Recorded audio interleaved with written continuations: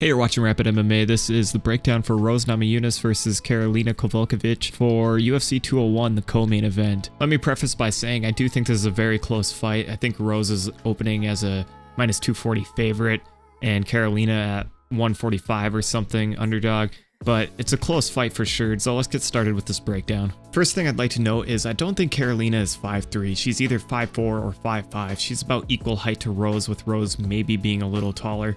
Either way, they're both kind of tall and long. Karolina is a little older, about 30 years old I think, seems to display different kinds of styles. Overall, it's Muay Thai, that's her base, but sometimes she'll have a high guard, other times her arms are low, and sometimes she'll switch to southpaw. No matter what though, she's often the aggressor, throwing plenty of combinations and angling out to the side. She really likes the inside leg kick, mixing that in with her combinations, and every so often the body kick too. She uses the right uppercut, then she'll come back over the top with the right hand.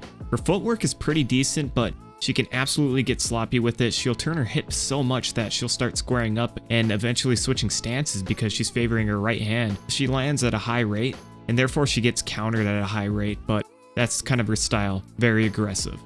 I think there's still a lot to be questioned about her ground game. I haven't seen all of her fights. I've seen the 3 that are available, the 2 in UFC and 1 in Invicta. She has good hips though, does well at defending takedowns both in the clinch and at range.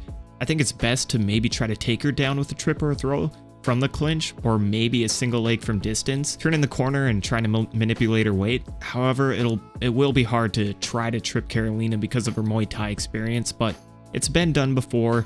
On the ground, she's very flexible, but her main focus is getting to her feet. She doesn't work position too much from the guard from what I've seen. She just kind of tries to keep anybody from passing her guard, and then she'll try to get up to her feet. If Rose is successful in getting a takedown, I do believe Rose would have a very good advantage on the mat. Karolina does have 2 submission wins, I believe. 1 rear naked choke, another by armbar. It's tough to say the competition that she was facing. I'm just going to assume that she's likely better on top than she is off of her back. I think if Karolina wins this fight, it's with her stalking Rose and giving her little space to work. Karolina also has a decent jab, but she generally paws it, then comes around with a left hook. It's tough to tell until the fight happens at who will be better in the clinch. I'm pretty sure Karolina will do much better in clinch range with elbows and strikes, so I see that working for her. I'm not so sure about the takedowns. If Karolina stays disciplined on defending takedowns, closing distance, and throwing combinations, I can see her outpointing Rose to a decision. If Rose really can't get to the takedown but keeps going to the clinch looking for it, she could possibly be knocked out, TKO, from heavy strikes. Tisha dropped Rose when Rose was trying to clinch her, so keep that in mind. If you're picking Karolina, I think it would be safe to pick her by decision. 6 of her 9 wins have been by decision. 2 UFC wins are by decision. Her 1 Invicta win is by decision. Otherwise, like I said before, she has a rear naked choke win and an armbar win, so I think it's safe to say Karolina would win this fight by decision if you're leaning that way. Rose Namajunas is still young and developing. She said she's entering her prime on the Embedded series, and although it's good for her to be confident, I think she's still developing, refining, and polishing her style. She has a lot of room to grow since she's so young and already so well-rounded. If she were to lose this fight, I wouldn't be too sad. It sucked for her, but Rose is smart, she's tactical, she's still evolving. I look at Rose like a long-term investment, and if she continues to develop the way she has been, she'll be very dangerous comes 26, 27 years old. What I like about Rose lately is she's been keeping to her fundamentals. It seems her coaches are really trying to develop her use of the reach and short combinations, and I think that's very smart for someone like Rose since she has long legs and she uses a wide stance. This allows her to step in and out of the pocket and use a long jab. Of course, when you have a wide stance, the leg kick counter can be an issue, kind of like it was against Tisha Torres, but she's pretty light on her feet. I certainly see her stick and move style working for her in this fight.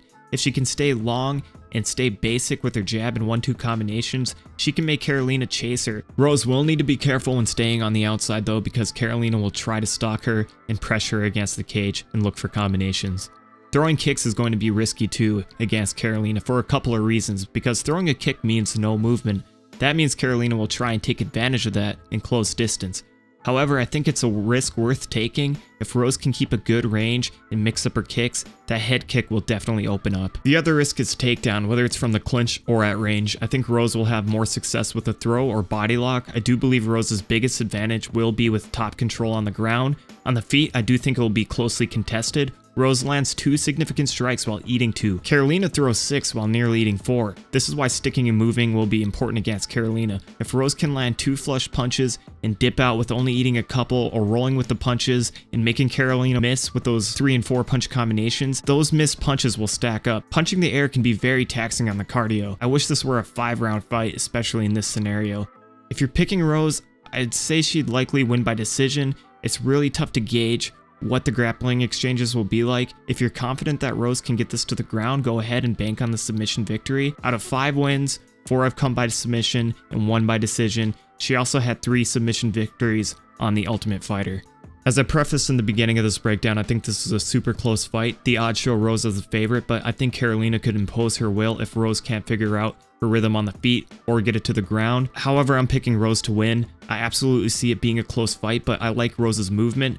If she can step in and out of the pocket with sharp hands and doing her best to avoid the counters, rolling with the punches, we'll see Karolina stalking Rose and getting picked apart.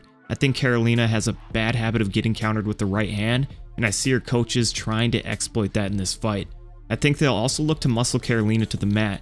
Karolina seems to be very strong at this point with good flexibility, good hips, and overall decent takedown defense, but it has been done before against someone shorter than her.